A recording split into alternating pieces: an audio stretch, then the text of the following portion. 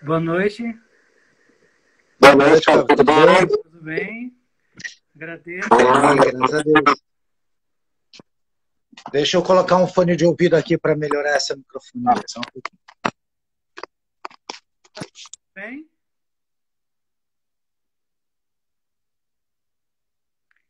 Quem está aí nos acompanhando, está conseguindo me ouvir? Dá um aceno aí, por favor.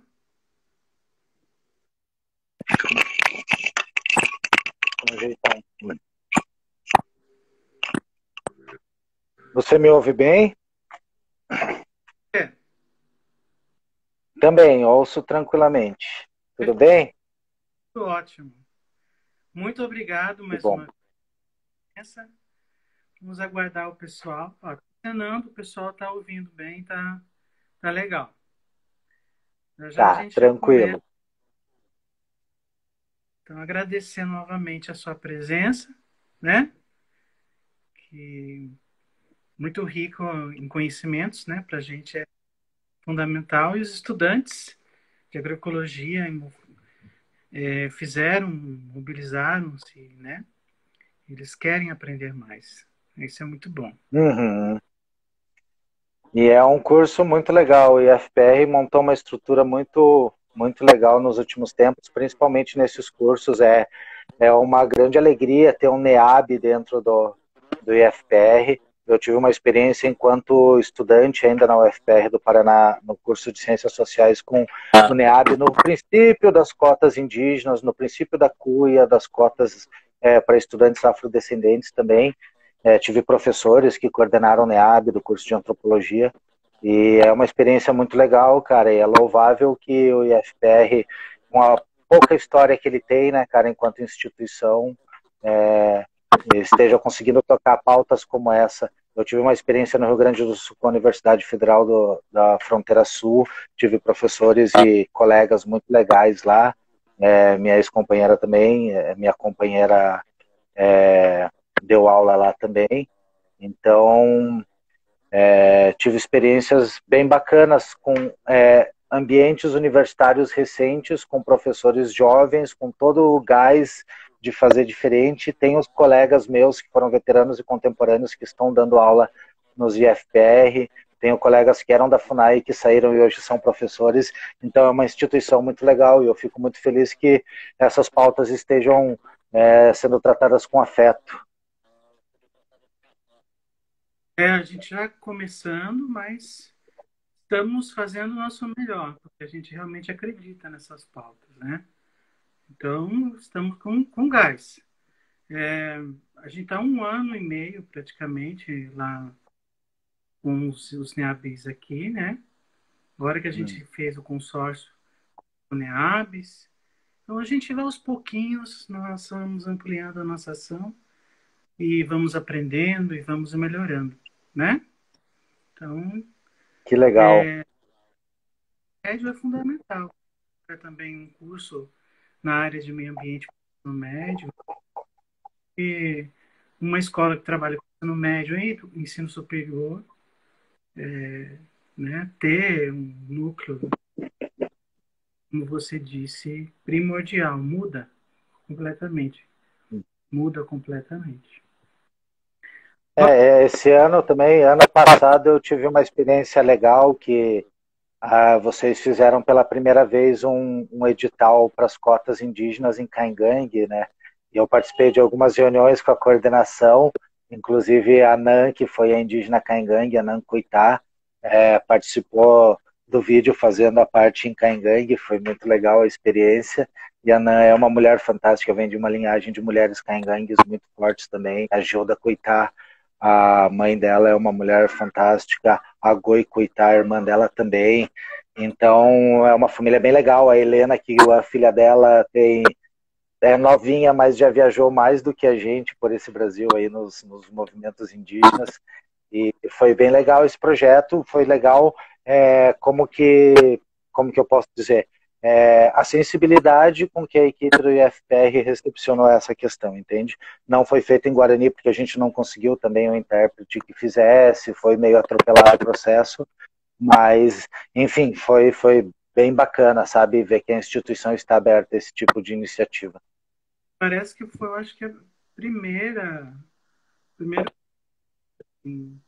para processo seletivo e outro. Eles estão tentando fazer outro esse ano. Em outra Que legal. área que dê certo. Foi muito, muito legal mesmo.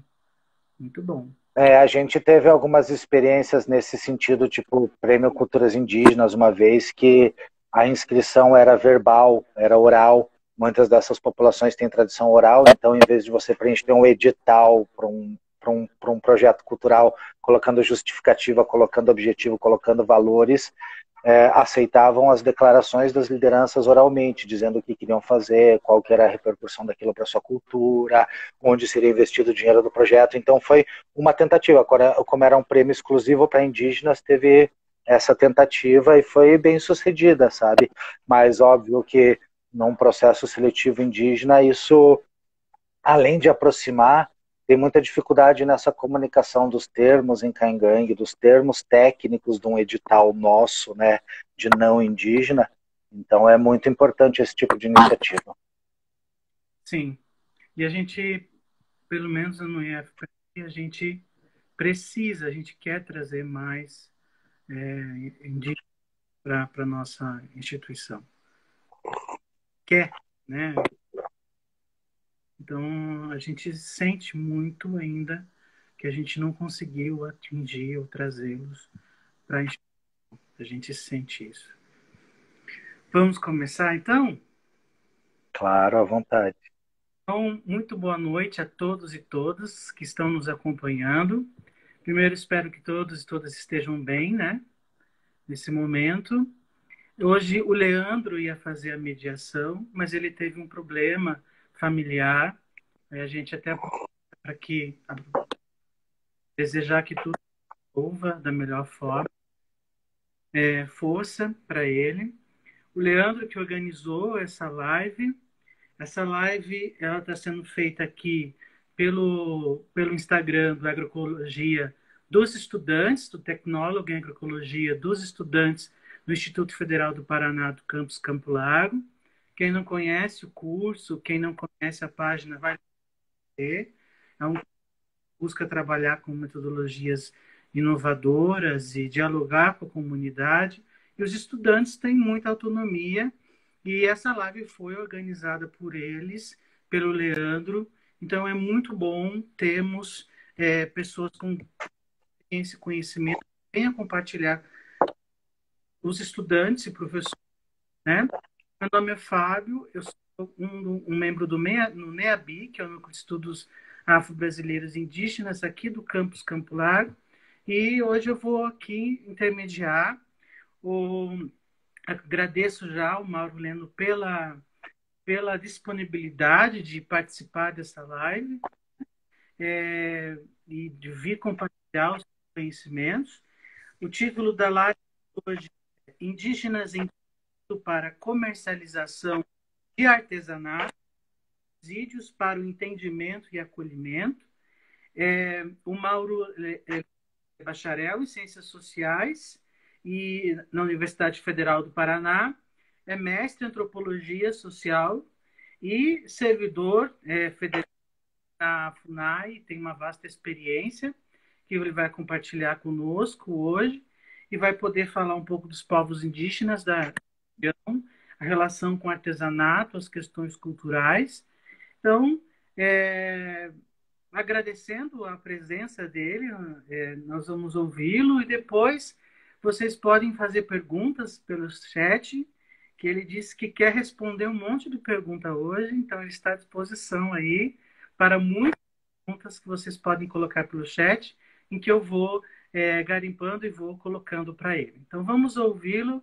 Muito obrigado pela presença de todas. Mais uma vez, obrigado. Mauro. Obrigado, Fábio. Boa noite a todos. Agradeço imensamente o convite para a gente participar desse chat, dessa conversa.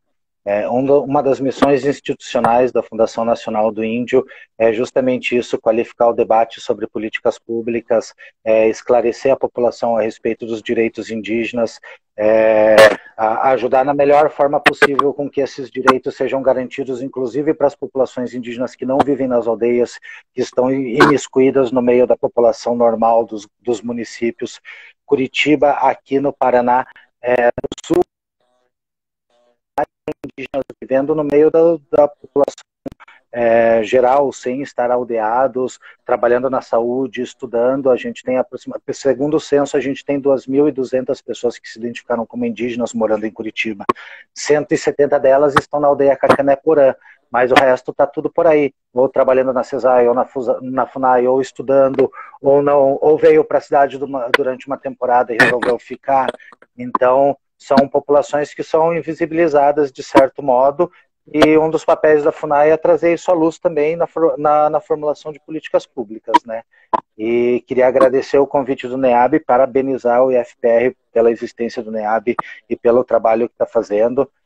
Tem feito lives muito legais, muito interessantes, e queria me apresentar um pouquinho como na minha função dentro da Fundação Nacional do Índio, que é indigenista especializado. Eu sou atualmente o coordenador técnico local da coordenação aqui de Curitiba, que abrange a região aqui de Curitiba. E nesse sentido, eu tive uma experiência muito grande logo quando entrei na FUNAI, indo trabalhar em Passo Fundo, no Rio Grande do Sul, que coordenava toda a população caingangue, as terras jurisdicionadas aos caingangue, no Rio Grande do Sul. E a população caingangue, historicamente, sai comercializar artesanato, tem parte da sua reprodução física e cultural nessa comercialização de artesanato, que serve tanto para ensinar as suas crianças como se relacionar com o branco, como ir para a cidade e se comportar nesses ambientes urbanos. Também serve para que o pai e a mãe ensinem algumas outras coisas, às vezes serve até como turismo. Então, perto do Natal, quando é as férias das crianças escolares, eles saem vender também, serve como uma forma de distração, de saída da aldeia para essas crianças. Então, tem diversas funções esse artesanato, e no Rio Grande do Sul foi feito um levantamento pela FUNAI, acho que de 400, 300 e poucos municípios no Rio Grande do Sul, 90% deles tinha algum trânsito de indígenas para vender artesanato durante algum período do ano. Se a gente pensa que aqui no Paraná nós temos aproximadamente 5.600, 6.000 famílias indígenas, e 2.000 dessas famílias têm o artesanato como fonte de renda primária. Então é um coeficiente do componente de renda das famílias indígenas muito importante. Mesmo quem tem uma lavoura na terra indígena, mesmo quem tem um emprego, tem uma fonte, algum ente da família vai produzir artesanato para vender ou na Páscoa, ou no Dia do Índio, ou no Natal. Então é um componente importante na composição de renda das famílias caingangue. Então você vai ter indígenas, e nas famílias Guarani também, nas famílias indígenas de modo geral, né? Mas como a população que visita Campo Largo frequentemente, que acampa aí perto do IFPR, é caingangue, eu vou centrar mais minhas reflexões sobre essa população, porque foi a população que eu trabalhei no Rio Grande do Sul também.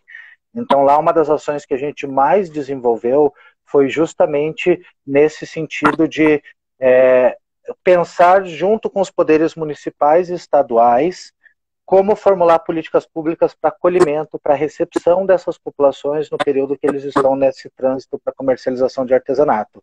Porque a responsabilidade é tripartite, é do município, é do Estado e é da União.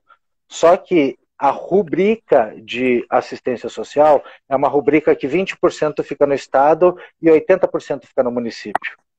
E a União Federal não tem uma rubrica, a FUNAI não tem uma rubrica para ações de assistência social aos indígenas. O nosso papel é ajudar na formulação e ajudar com que não seja feito retrabalho, que o Estado não invista na mesma coisa que o município está investindo, nessa formulação e fiscalização da política pública. É a mesma coisa com a saúde indígena. Desde 2009, desde antes, mas em 2009 foi criada a Secretaria Especial de Saúde Indígena, então a FUNAI, desde antes, quando era FUNASA também, a FUNAI já parou de cuidar da saúde indígena e passou a fazer o papel de fiscalização. É comum ligarem para a FUNAI falando, tem tal indígena que precisa de uma cirurgia aqui que a gente vai fazer, e a gente encaminha para a cesárea. Ainda rola muito essa confusão. Ainda tem agentes públicos que nos procuram para resolver situações quilombolas, sendo que é do INCRA e da Fundação Palmares. Então rola um pouco essa confusão ainda hoje institucionalmente.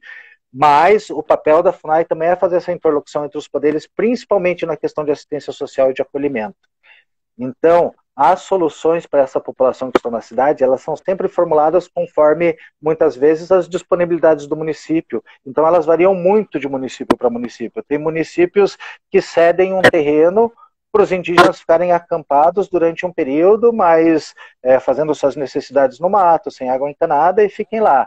Tem municípios que mantêm casa de passagem, como Curitiba, como Iraía inaugurou recentemente. Então, são diferentes formas de tratamento que vai depender do caixa do município, vai depender das necessidades da assistência social da população global do município também, que divide essas verbas.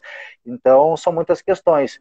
E, às vezes, a gente sofre de uma inação dos municípios porque eles pensam nós vamos ter que gastar uma fortuna fazendo estruturas para os indígenas. E, às vezes, pequenas soluções já garantem uma qualidade na estadia dessas populações gigantescas, né?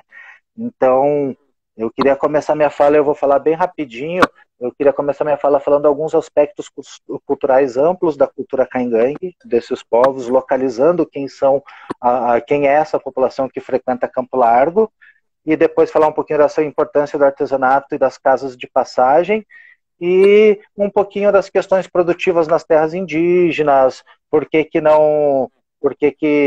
tantas populações necessitam sair das suas terras para vender artesanato e para ter esse contato com a população envolvente, o que acontece que faz o artesanato, que é uma forma autônoma de sustento precarizada, ser a fonte de renda principal de tantas famílias caingangue, que faz com que 85% das famílias indígenas do estado do Paraná tenham que receber Bolsa Família ou algum tipo de complemento de renda, porque as suas terras são insuficientes para sustentar a população e a população é crescente. E as terras são pequenas, então eles vivem em confinamento territorial. Então, para a gente pautar um pouco mais o que está por trás dessa questão global, desse contexto do artesanato. E daí eu queria falar rapidinho sobre isso e chamar, e daí o pessoal me faz as perguntas que tiverem a respeito da questão de vocês aí também específica de Campo Largo, tá bom? Poderia ser assim? Com certeza. Então tá. Bom, aspectos culturais amplos da cultura caingangue. Os caingangue é um povo G. O que isso significa? São dois troncos linguísticos principais no Brasil, que é o tronco tupi e o tronco G. E nós temos outros, tronco aruac, caribe, pano, outros troncos linguísticos, até troncos isolados, tupi-cauarriva, que são às vezes falados por uma única família. Mas nós temos famílias linguísticas muito extensas, tipo caingangue, que é o G, que é caingangue, é xoclém, é crená, é caiapó, tem diversos povos que são Gs meridionais, Gs setentrionais, estão mais lá na região de Goiás, estão mais no Mato Grosso, estão aqui no sul, e nós temos tupis que estão por todas as costas, toda a costa do Brasil, né? Então nós temos tupi desde o Rio Grande do Sul, temos os Tupinambá, tivemos os Potiguara, temos uma multiplicidade de povos que falam a língua tupi. E falar línguas diferentes significa pensar o mundo e as relações do mundo de formas diferentes.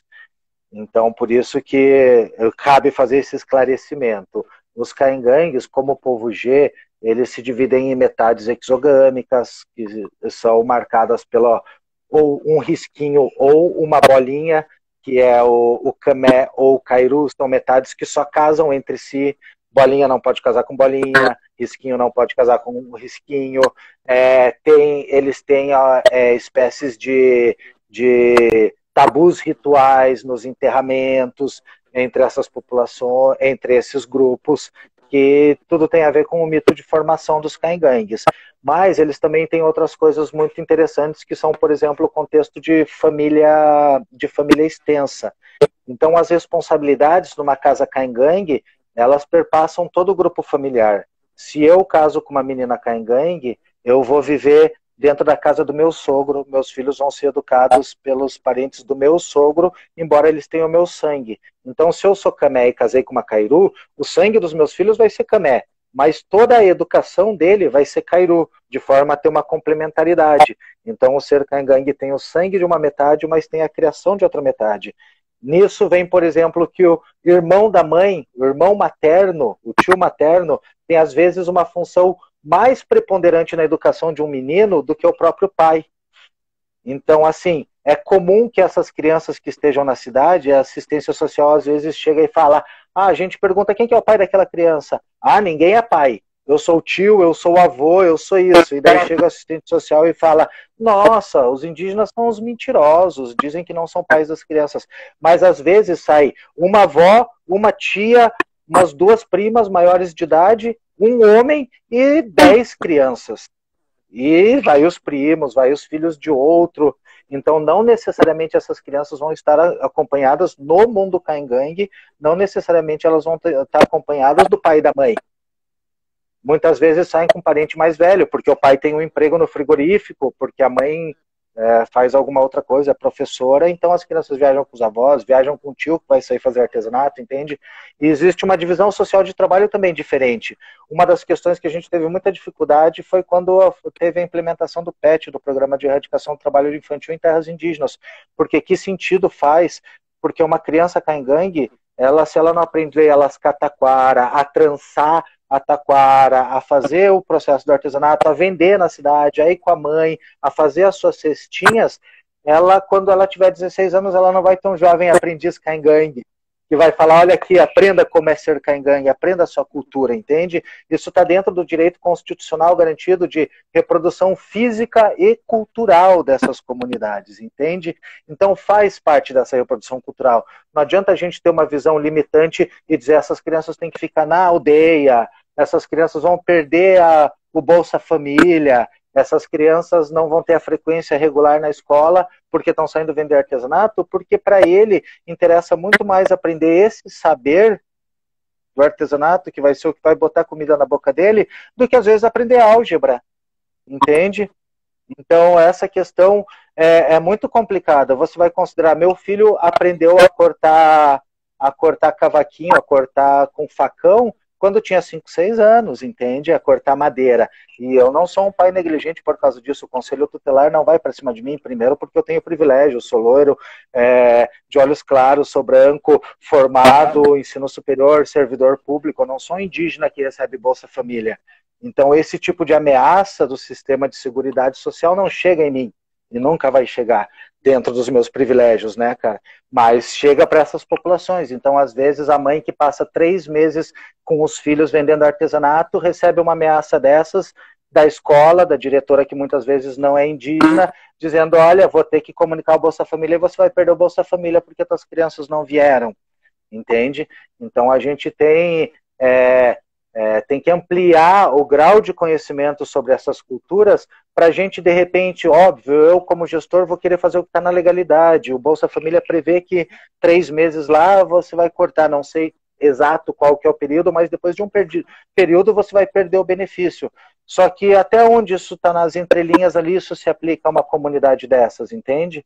Então, por exemplo, numa formulação de uma política de educação para os indígenas, a gente pensa que aula indígena diferenciada é ficar sentado na horta, tendo aula na horta ao ar livre. E às vezes não, às vezes é você sentar com um ancião lá e o cara passar a aula inteira explicando como que foi a sucessão de caciques naquela terra indígena, todos os conflitos que eles tiveram com os vizinhos brancos para garantir o território. Às vezes isso daí é uma formação de líderes indígenas que nenhuma escola de oratória nossa, nenhuma universidade vai dar, entende?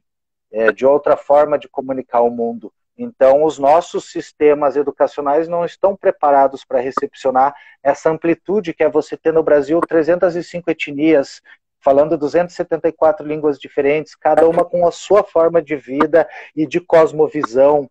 Então, é muito difícil para quem é gestor público você formular políticas planificadas de educação, de saúde, para esses povos, de desenvolvimento, porque cada povo é muito complexo. São formas de vida muito complexas. Se você for entender os caingangues, por exemplo, a maior parte da população que vai aí para Campo Largo é da terra indígena Ivaí, de Manoel Ribas, e da terra indígena Queimadas, lá em Ortigueira. E por que eles vão aí? Porque aqui em Curitiba tem uma casa de passagem que é um dos modelos mais bem acabados, está passando por reestruturação agora, mas é um dos modelos mais antigos aqui no Sul. Mas aqui essa casa de passagem, quando foi feita a formulação da política, eles ouviram uma única liderança da terra indígena Rio das Cobras, em Nova Laranjeiras, que é uma das terras que mais tem artesãos, mas que era o pessoal que vinha para Curitiba.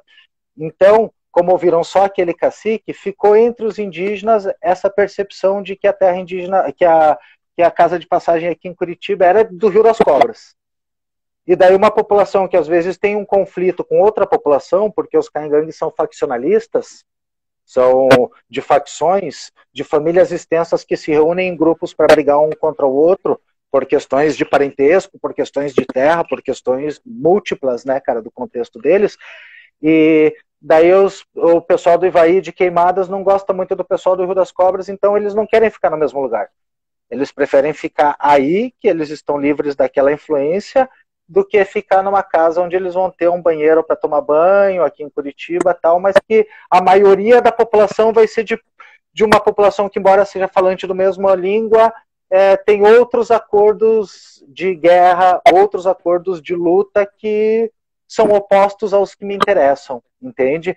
Então a gente costuma falar, mas os caingangues são todos caingangues. A multiplicidade indígena brasileira é tão gigante que mesmo dentro do povo, você tem os caingangues que tem 4 dialetos. Tem um dialeto no Rio Grande do Sul, outro no noroeste do Rio Grande do Sul, outro em Santa Catarina, outro no Paraná, entende? Então, a multiplicidade desses dialetos de todo mundo que hoje é reconhecido como caingangue é muito grande. E isso também implica em visões de mundo diferentes. Lá no Rio Grande do Sul tinha uma população caingangue que era um pouco menos assídua nos gabinetes, mas que fazia a sua luta por outros meios, sabe? E tinha outro pessoal que visitava todos os gabinetes extremamente politizados e faziam a luta avançar pelo território, pela agricultura, entende? Então, e é muito diferente de um Guarani. Então a gente tem que, quando for pensar em formulação dessas políticas, para os caingangues, por exemplo, a gente tem que pensar isso. Ah, vamos fazer uma casa de passagem. Mas se a gente consulta só uma liderança de uma terra indígena, só aquela terra indígena vai usufruir. Porque eles vão sentir que as outras vão sentir e falar, não, não é para mim, não fomos consultados, não somos bem-vindos, entende? Tanto que foi a sugestão que eu dei para a Secretaria aí de Campo Largo. Consultar pelo menos das 3 terras indígenas onde mais vai a população aí, consultar as lideranças, e não só as lideranças como os artesãos, porque às vezes o cacique ou tem outro emprego, ou tem um filho empregado, alguma coisa, e ele não faz artesanato há 10 anos, ele não conhece o contexto do artesanato há 10 anos, e daí ele faz um acordo com a cidade de um período de permanência dos indígenas que é irreal para as necessidades daquele grupo, entende? Ah, vocês podem ficar 10 dias, mas daí choveu 3 dias, eu não vendi artesanato nenhum, gastei as passagens para vir com a minha família inteira e vou voltar sem nada. Porque a população ela já sai com um plano, ó, tô levando tanto balaio que vai me dar 10 mil reais, que é o suficiente para eu pagar todas as minhas contas e comprar o material escolar do meu filho, sabe? Para você ter uma ideia da importância disso, o artesanato é considerado a safrinha dos caingangues. E principalmente das mulheres caingangues, porque a safra, a lavoura, é mais dos homens, principalmente onde tem soja, milho, tal, essas culturas mais do agronegócio, a lavoura é um negócio dos homens, o dinheiro é dos homens, eles fazem o uso que quiserem. E a safrinha é das mulheres, esse dinheiro do artesanato é um dinheiro para comprar a roupa da criança e ir para a escola, sabe, junto com o dinheiro do Bolsa Família, que também é sabiamente depositado na conta e no cartão da mulher. Então isso são medidas de empoderamento dentro das terras indígenas de gênero importantes também, mas o dinheiro do artesanato é basicamente um dinheiro da mulher e das crianças. O troquinho que você dá para as crianças, muitas vezes é o dinheiro que aquela criança vai ter de autonomia para ir lá na loja da cidade do interior e comprar o caderno que ela quer, e comprar o sapato que ela quer. Então, muitas vezes, a mendicância, em primeiro lugar, não é crime, né? Não estou defendendo, mas a mendicância não é crime. Mas, em segundo lugar,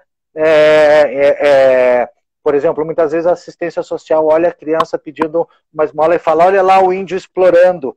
E a gente vai pensar, é uma forma de autonomizar aquela criança também na relação dela com o dinheiro, na relação do trabalho, na relação de que você vai acompanhar e vai aprender a negociar com o homem branco, porque quando você tiver teus filhos, você vai ter que negociar. E vai ser você quem vai estar ali conversando, entende? Então eu acho que tem essa lógica. E a gente tem que respeitar essas características culturais, sabe? Eu acho que é uma situação, um cara que tem o alcance da assistência social na cidade, na urbanidade, e que explora o seu filho pedindo esmola, tal. Mas a minha esposa trabalhou na FAS aqui, na Fundação de Assistência Social aqui em Curitiba, e tinha muitas situações de que o pai era carrinheiro e tinha que levar as crianças juntos também, porque não tinha com quem deixar, e era impossível deixar. E é muito, muito delicado você trabalhar essas questões no nosso mundo, imagina num mundo com o qual a gente nem tem contato, né? Deixa eu só ver. Então, na verdade, assim, eu vi que tem uma pergunta aqui. Se eles foram direcionados para alguma casa de passagem. Não, o que acontece é assim, os indígenas que estavam aí, eles foram embora um pouco antes da pandemia. Eu não vi de quem que foi a pergunta aqui, da Regina Leal. Tá, o que acontece? Aí em Campo Largo, um pouco antes do final do começo da pandemia, a assistência social conversou com os indígenas e eles retornaram para as aldeias deles, porque foi feito um decreto pela FUNAI 419 que proibiu visitas nas terras indígenas, que restringiu a circulação de agentes externos. Então, aqui, as doações que a gente tem recebido, as cestas básicas que o governo tem comprado, só eu, como agente da FUNAI, nas aldeias que eu atendo aqui, ou os técnicos da CESAI, quem tem ido entregar. A gente higieniza, a gente vai, muitas vezes, nem tem contato com a população, deixa em algum ponto da terra indígena os materiais. Eu fiz essa prática em algumas terras mais sensíveis, que a gente tem alguns anciãos já de idade, que são muito importantes para as culturas desses povos. Então eu evito entrar na terra indígena, eu entro lá no limite, deixo as doações, deixo as cestas básicas, e quando eu já estou longe eu aviso o cacique, ó, pode ir lá buscar que está lá, entende? Então nós temos tomado algumas precauções aqui na região de Curitiba, ainda não tivemos nenhum caso nas aldeias do litoral também de Covid, mas já temos bastante lá na região de Guaíra, principalmente pelo fluxo de indígenas que trabalham nos frigoríficos da região, e tivemos um caso ali em Nova Laranjeiras também, de um óbito de um indígena na terra indígena Rio das Cobras, de Covid. Mas, então, nesse período, os indígenas estão totalmente conscientes, tem uma campanha chamada Fica na Aldeia Parente, a casa indígena aqui de Curitiba de passagem está fechada, e eles têm realmente ficado lá. O Ministério Público do Trabalho tem feito algumas ações para que os frigoríficos, as empresas, os comércios onde os indígenas trabalham liberem os indígenas com o devido pagamento, inscrevam eles nos projetos do governo, para que mantenham esses empregos, para que o governo pague parte do salário e o empregador pague parte do salário, mas para garantir que os indígenas possam ficar nas aldeias. Porque é impossível, numa realidade indígena, você fazer isolamento dentro de uma aldeia. Se você for considerar que em casas de 30 metros quadrados convivem 10 pessoas, isso falando aqui no contexto do sul, se você pegar lá no norte, nós temos casas indígenas onde vivem 60 pessoas, 70 pessoas numa casa comunitária. Imagina se um desses é contaminado, a capacidade de desastre e de um desastre repetido, porque desde 1500 as epidemias mataram mais indígenas do que armas de fogo. Embora o Brasil seja o país que mais mata trabalhadores do campo e lideranças indígenas, as epidemias na nossa história mataram muito mais do que os arcabuzes, muito mais do que os revólveres, muito mais do que emboscada, muito mais do que a União Democrática Ruralista, mataram muito mais do que coronéis nesse Brasil. Então, as casas de passagem que eu conheço estão fechadas, e agora no inverno tem outro condicionante, que a taquara, o cipó que os caingangues trabalham, não dá para trabalhar no inverno, porque ele caruncha, ele dá fungo. Então, agora, quando começar a primavera, eles vão começar a produzir o artesanato que vão sair vender lá em outubro, em novembro, até o Dia do Índio. Então, é um período que o artesanato não é a maior fonte de renda. É um período, por exemplo, que eles estão dedicados à colheita do pinhão e da erva mate, sabe? Que são outros produtos madeireiros, florestais ali que eles exploram também em algumas terras, que isso tem repercussão, entende, financeira para eles. Então, nós temos um ciclo de sazonalidade dessa formação de renda caingangue, sabe? Se você pegar todo o povo indígena e quiser fazer um calendário das colheitas, dos cultivos, das formas de renda que eles têm, é bem diversificado, sabe? Então, é legal a gente atentar para isso também. O pessoal da assistência social de Campo Largo já deve ter notado que tem períodos que eles estão aí, não é durante o ano inteiro, sabe? Então, não sei se teria mais alguma pergunta, desculpa. O pessoal da assistência social, eles recebem formação continuada para trabalhar com ações indígenas? Depende do interesse de cada assistência social, cara. Campo Largo, assim, na verdade, a gente já... Logo que eu cheguei aqui em Curitiba, eu cheguei em 2018, outubro de 2018, logo em novembro já tivemos uma demanda a respeito dos indígenas que estavam aí, tanto pelo Ministério Público Estadual de Campo Largo, quanto pela assistência social. E daí a gente discutiu algumas coisas, via ofício, via e-mail, até que um dia eu fui aí mapear quem eram essa população, da onde eles vinham, conversar com os indígenas, conhecer o espaço que eles ficavam aí, logo no começo de 2019, e nesse dia a gente aproveitou durante a tarde e fez uma reunião muito ampla com Guarda Municipal, Polícia Militar, Assistência Social, pessoal do CRAS, do CREAS, pessoal do Departamento de Obras, Secretaria de Obras Públicas, vice-prefeito, e foi mais ou menos o que a gente está fazendo aqui. Claro, foi uma reunião de 4 horas, mas eu expus de forma mais aprofundada esses dados que eu estou trazendo aqui para vocês, e expus as alternativas que a gente tinha encontrado em outros municípios, que a gente reuniu com colegas da FUNAI, de outros lugares também, as alternativas que a gente tinha para propor para o município, falar, não chegar aí e falar, olha, é isso, mas falar, olha, Camboriú, dentro da sua disponibilidade, fez isso. Bento Gonçalves, dentro da sua disponibilidade, fez isso. E são medidas suassórias muito simples, que resolvem bastante o problema, entende?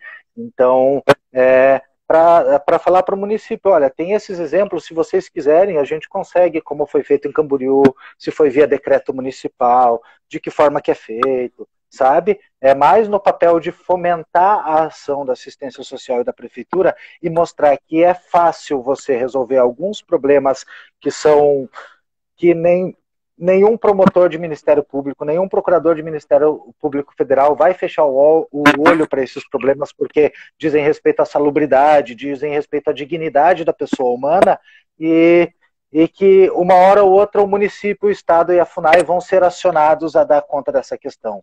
Então, que é muito melhor a gente chegar a um entendimento e falar, olha, dentro da disponibilidade do município é possível fazer isso, do que esperar que agentes de controle externo nos provoquem, entende? Obviamente a FUNAI não tem pernas para fazer em todo lugar, sabe? Eu discuto essas questões desde Canoinhas, em Santa Catarina, até Irati, aqui no Paraná, mas, enfim, sempre que a gente é demandado pelas prefeituras e pelas assistências sociais, a gente faz essas formações, faz esse diálogo. Lá no interior do Rio Grande do Sul, o procurador, o juiz da infância, ele solicitou que a gente fizesse uma formação para 27 turmas de conselheiros tutelares da região. Então a gente fez na Câmara Municipal de Passo Fundo, eu e um colega da FUNAI de lá fizemos um dia inteiro de formação sobre essas questões para indígenas na cidade, voltado para os direitos das crianças, entende? Então a gente não se furta de fazer esse trabalho, mas nós não temos perna de termos uma postura ativa nisso, entende? De mapear todas as cidades que tem e propor à FUNAI esse tipo de ação para todas essas cidades. Então a gente trabalha de forma reativa. Você disse que a FUNAI tem que dialogar, né, com vários municípios, com o Estado, tem a questão federal. Caso os povos indígenas que saem de uma determinada cidade, de uma aldeia próxima a uma cidade, e vão para outra, então há uma complicação também de cidade, né? Porque, infelizmente, como você disse, e agora eu vou citar o caso de Campo Largo, os povos indígenas não são vistos por esse olhar de compreensão. Eles são vistos como social e um problema de segurança pública, que é o que aconteceu ao longo da história. Então, a população está ali e ela, inclusive, precisa que a polícia, você colocou, por exemplo, a polícia na formação, as proteja, porque tem cidadãos que vão lá e agridem, né, de diversas formas. Então, como fica essa questão da segurança indígena e como dialogar com esses diferentes municípios? Como, eu vou falar de forma bem indireta, há município que joga problema um para o outro? Cara, tem demais, mas vou te falar bem sinceramente. Por exemplo, nós temos um município como São Miguel do Oeste que já foram feitas 2, 3 ações civil pública contra a prefeitura porque os indígenas chegarem lá para vender artesanato e que a prefeitura expulsa eles até o limite da cidade, entende? Retira eles do lugar onde eles estão acampados, sabe? Então tem situações que são complicadas, assim, que realmente existe um sentimento anti-indígena muito grande e muito complicado, sabe? E tem municípios que são mais sensíveis, tem municípios que só começam a pensar na situação desses indígenas a partir de uma provocação do Ministério Público, tem outros municípios que só tem a provocação do Ministério Público, eles são negligentes e só com uma decisão da Justiça Federal que eles vão fazer alguma coisa, entende? Então depende, cara, depende, muda muito por administração. Já teve projetos que a gente fez um projeto muito legal e daí o prefeito não se reelegeu. E o outro que entrou simplesmente engavetou, entende? Mas tem projetos assim porque como que eu posso te dizer? A dinâmica dos povos indígenas é muito fluida. E a gente não consegue ver isso, porque, por exemplo, vou dar um exemplo. Porto Alegre, muita população caingangue vai para lá e tem o Parque da Redenção, o BRIC da Redenção. E a prefeitura determinou que ali os povos indígenas, principalmente os caingangues, podem ocupar e vender os seus artesanatos ali. E há 200 famílias caingangue para o BRIC da Redenção todo final de ano. Quando a prefeitura autorizou aquilo ali formalmente, foi 600 famílias. Tiveram que fazer barraca nos quiosques de churrasqueira do parque, em outras coisas. E daí todo mundo voltou falando, Porto Alegre não vende nada. foi ruim a temporada, porque saturou o mercado de uma forma absurda, entende? E daí no outro ano já tinha estabilizado, já foram 250 famílias de novo, já foi a mesma média que ia. Então, às vezes, o município faz uma casa de passagem, a notícia corre nas terras indígenas ter uma casa de passagem, e o município recebia 20 famílias indígenas, ele vai receber 50, no primeiro ano o município vai achar, nossa, em que enrascada a gente se meteu. Mas daí vai se adequando. O indígena vai lá e fala, pô, não vendi legal em Campo Largo, ano que vem acho que eu vou para Irati, ou vou para Curitibanos, entende? Então, se você falar com uma família indígena, com um pai indígena, uma mãe indígena que tem 40 anos, ela conhece o interior do estado muito melhor do que a gente, porque ela já passou por diversas cidadezinhas, em cada cidadezinha ele tem um parceiro que ele sabe que na dificuldade ele vai lá trocar um balaio por comida, entende? Então, Feiras de artesanato que pensa na inclusão dessas comunidades, vendam artesanato nessas feiras. Você conhece experiências? sim, cara, por exemplo, nós em Gramado, nós fizemos uma experiência muito legal. Lá tem o Lago do Cisne Negro, e lá foi construído 8 quiosques assim pela prefeitura para que os indígenas expusessem a sua arte, os seus artesanatos. E lá a gente conseguiu um avanço, em Santa Maria também conseguiu um avanço, que era assim, como eu disse que no período de inverno é muito difícil trabalhar com artesanato indígena, e é o período que mais bomba Gramado, Canela, aquela região, porque é turismo de inverno, a prefeitura autorizou que os indígenas vendessem, por exemplo, outras coisas, tipo poncho, outros produtos manufaturados, claro que não o cachorrinho que dá pirueta, não o contrabando do Paraguai, mas produtos têxteis, toucas, essas coisas de inverno, desde que tivessem símbolos de cultura caingangue. Então a FUNAI de Porto Alegre, lá no Rio Grande do Sul, por exemplo, fez cursos de serigrafia para os caingangues, para eles poderem customizar esses projetos, agregar um valor e poder vender, entende? Então, óbvio que tem umas barraquinhas que você vai chegar, vai ter produto, vai ter meia, vai ter coisa que não tem o símbolo caingangue, mas foi um jeito que a gente conseguiu de compatibilizar esses períodos do artesanato e fazer com que essas famílias que aproveitavam o boom do turismo de inverno em Gramado pudessem ter essa possibilidade também, né, cara?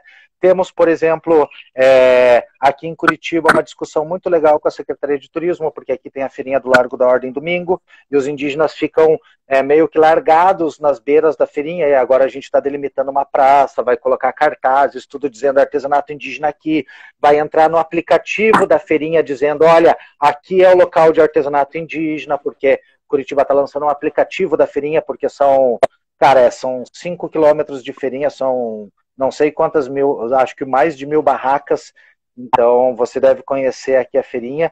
Então, nesse sentido, a gente tem um diálogo muito bom com o poder público, sabe, para tentar incluir essas populações.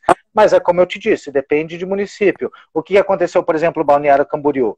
Balneário Camboriú teve um problema, uma época que os indígenas ficavam na calçada na frente dos estabelecimentos comerciais. Então, num diálogo com a prefeitura, com a Secretaria de Turismo, com a associação comercial, foi delimitado na Avenida Brasil, na principal, 10 traçados de 3 metros por 3, onde era local de venda dos indígenas, que eles poderiam ficar. E foi acordado que pela areia da praia eles poderiam caminhar livremente e vender seus artesanatos, entende? Então você faz regramentos mínimos municipais que às vezes nem necessitam de dinheiro, necessitam de conversa e acordo, porque em Camboriú foi feito uma pintura no chão, né? Foi feita uma delimitação. Em Porto Alegre, por exemplo, a prefeitura fez 150 panos de vinil acrílico com símbolos indígenas, tal, e considera-se pela lei de Porto Alegre que onde uma família indígena estender aquele pano é temporariamente território indígena. Então não está sujeito à fiscalização do Conselho Tutelar, não está sujeito à fiscalização da Guarda Municipal, entende? Não paga ICMS. Então é uma lei um pouquinho mais progressista, entende? Porto Alegre durante muito tempo teve colegas nossos que estavam dentro da Secretaria de Diversidade do município. Então foi um município que teve umas posturas muito legais com a população indígena, reconhecimento territorial. Porto Alegre tem aldeias urbanas que foi o município que criou como área de interesse etnoambiental. Então nós temos experiências de diálogo muito frutíferas, tanto na venda Aqui em Curitiba, por exemplo, uma das demandas nossas é que nessas lojas Viva Curitiba, que tem em todos os parques e vendem artesanato turístico, camiseta da cidade, fosse vendido produto caingangue, né, artesanato dos indígenas. Só que acho que foi fechada essas lojas agora nessa gestão. Mas nada me impede que em Curitiba os indígenas não possam ter um espaço delimitado em cada parque, ali na grama, para suas crianças poderem correr em segurança na grama dos parques e vender seus artesanatos. Eu não vejo nenhum impedimento a isso, entende? Então, nosso papel é também provocar a Secretaria de Turismo, a Secretaria de Parques, para a gente pensar em alternativas como essa, sabe? Tem uma pergunta aqui da Dirce. Como é a questão do cultivo nas aldeias? O que eles colhem em qualidade e volume? Tá, então, como eu disse, os contextos variam muito de terra por terra, sabe? Nós temos terras indígenas que hoje produzem relativamente bem soja, milho, aveia, culturas de inverno, mas a maioria absoluta das famílias caingangue tem o seu roçadinho com uma batata doce, com um feijão, que eles gostam bastante, com um milho, que é importante culturalmente para eles. Então, aqui no Paraná, por exemplo, nós temos a terra indígena Ivaí, ali em Manuel Ribas, que é da onde vem parte da população que vai para Campo Largo, que você encontra as mulheres fazendo piché, que é a farinha que eles fazem com milho, no pilão, com o milho próprio caingangue, ou às vezes com o milho normal também. Então, depende muito do contexto. Nós temos terras indígenas onde nós temos cooperativas estruturadas plantando para o agronegócio e disputando com as pequenas cooperativas municipais do agronegócio também. Nós temos terras indígenas que têm arrendamento, que os brancos plantam dentro da terra indígena e o indígena fica com 15% da lavoura e o resto é dos brancos. Só que também o risco e os insumos, todos eles são pagos pelos brancos, entende? Então, às vezes, o indígena tem 10 hectares ali no contexto deles, mas ele cultiva 2 no trabalho familiar com ele, os outros 8 são capoeira. Daí chega um branco vizinho e fala, deixa eu plantar aqueles teus 8 hectares lá e eu te dou uma parte. Então é uma poupança para o indígena, entende? Eu não vou ocupar aquela terra, o meu vizinho tem maquinário e vai ocupar. A gente tem muito essa visão de que a relação do branco e do indígena é um maniqueísmo, o indígena totalmente explorado e o branco totalmente explorador. Mas às vezes as relações sociais, eu sou antropólogo, as relações sociais são muito mais finas. Às vezes eles jogam futebol junto no final de semana, fazem churrasco. Quando tem baile na terra indígena, os brancos vizinhos vêm. Quando tem baile fora, os índios vêm. Às vezes no futebol, eu jogava futebol lá no Rio Grande do Sul com os indígenas e a gente jogava contra os colonos. O servidor da Emater vinha jogar no time indígena, eu jogava no time indígena. Então, às vezes o carro da saúde não está na aldeia e quem leva é o vizinho. Então, as relações sociais são mais finas, sabe? É um negócio, às vezes, de ganha-ganha. Por mais que o nosso olhar branco, o nosso olhar principalmente dos operadores do direito, do MPF, da Justiça, eu não estou defendendo arrendamento de jeito nenhum. Grande parte do meu trabalho na FUNAI é fazer processos de transição para que os indígenas tenham autonomia produtiva e saiam da situação de arrendamento, né? Principalmente porque é proibido na lei, eu sou legalista e na lei é proibido a prática de arrendamento, é um ilícito penal de terras da União, não só terras indígenas, as terras indígenas são terras da União, mas, por exemplo, o indígena não ia ganhar nada daquela terra e de repente ele está ganhando o dinheiro que está mantendo o filho dele na faculdade, no IFPR, estudando, ele tem lá 6 hectares e é com esse dinheiro da soja que ele está mantendo a filha fazendo uma faculdade em Porto Alegre, ou em Guarapuava, ou em Londrina, ou aqui em Curitiba. Então a gente tem que pensar nesse sentido também, sabe? Obviamente, se a gente desse autonomia para que todo o recurso produzido dentro da terra indígena fosse autonomia produtiva para que ele fosse investido para aquelas famílias, excelente. Mas não é a realidade de todos e não é as pernas que a FUNAI e o Estado têm. Se o Estado tivesse sensibilidade, obviamente, porque nós temos 60 bilhões anuais para plano safra. O Brasil é uma potência do agronegócio por conta do plano safra, por conta das garantias contra a estiagem. O Paraná está passando por uma estiagem brutal. Então nós temos essas garantias, mas nós não temos um plano agrícola indígena para as terras indígenas. Para 13% do território brasileiro, a gente não tem um plano para a agricultura indígena, para a sua agricultura tradicional ou para outras formas de agricultura que eles são livres para terem o seu desenvolvimento das atividades agrícolas, para fazer essa escolha, como vão gerir o futuro dos seus territórios, eles são livres, a gente não tem uma política agrícola para eles. É um ou outro indígena que consegue acessar um Pronaf e de repente o cara tem um trator, ou de repente o cara conseguiu com dinheiro de servidor público comprar uma casa na cidade ou dar um carro como garantia para acessar um Pronaf. Então é muito raro você ter políticas de autonomia para essas populações indígenas, até porque para os interesses locais está muito cômodo. A loja de insumos ganha com isso, quem tem maquinário ganha com isso, porque o índio tem que alugar a colheitadeira, o índio tem que alugar quem vai passar o veneno, o índio tem que pagar todos esses serviços por fora. Então toda a cadeia do agronegócio local está ganhando. E o indígena às vezes não se sente explorado e fala, não, eu também estou ganhando o meu. Mas quando você consegue conversar com as comunidades olho no olho e falar, olha cara, o que você está ganhando, você podia ganhar muito mais e ter muito mais autonomia produtiva do que deixar tudo na mão dos brancos. Só que para isso a gente tem que constituir as cooperativas, tem que ver que tipo de projeto vai fazer. Nós temos um monte de indígenas formados aqui na UFPR Litoral em agroecologia, alguns amigos meus que às vezes não têm espaço para trabalhar essas técnicas e não têm o dinheiro para trabalhar e não têm investimento público para trabalhar isso dentro das suas comunidades, entende? Então, nesse sentido que a gente tem que pensar nessa transição produtiva. É proibida a transgenia dentro de terra indígena por lei, em terra da União, mas algumas dessas terras têm exploração de transgenia. Mas de que forma eu vou chegar e vou falar, não, Ibama, vai lá e sequestra, se eu sei que é desse dinheiro que o indígena tira grande parte da sua renda? Se eu sei, entende? Nem cabe a nós, FUNAI, dizer vai lá e sequestra. Nós tivemos sequestro em Ivaí, de lavouras, mas foi pedido pela Polícia Federal e foi pedido pela Justiça Federal. E o dinheiro ficou na mão da FUNAI, uma bomba para a gente investir lá dentro, entende? Em ações que são muito complicadas. Esse dinheiro está parado há 7 anos e a gente não consegue, por muitas razões, fazê-lo retornar para dentro da comunidade em benefício, entende? Então, é esse o problema. A gente, enquanto poder público, a gente não vai poder comprar semente de soja transgênica para ser plantada dentro de uma terra indígena. A gente tem 50 segundos restantes. A gente pode entrar de novo, sair de novo. Está acabando o tempo da live. Pode ser?